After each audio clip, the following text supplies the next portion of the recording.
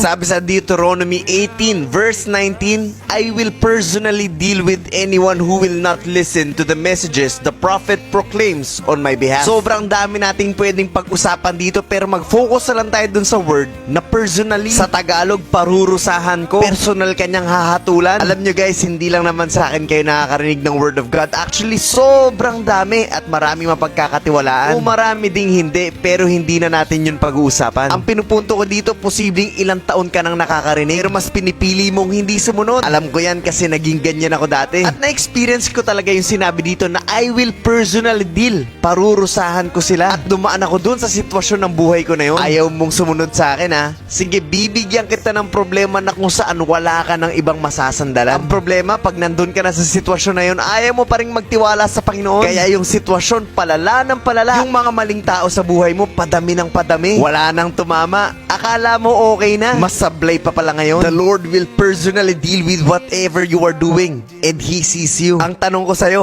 papalag ka ba? O susuko na lang? Ang tamang sagot dyan ay sumuko ka na sa Panginoon. Pero kung gusto mong pumalag, choice mo yan. Sana mapili mo yung tama at talaga naiintindihan yung mensahe ng video na to.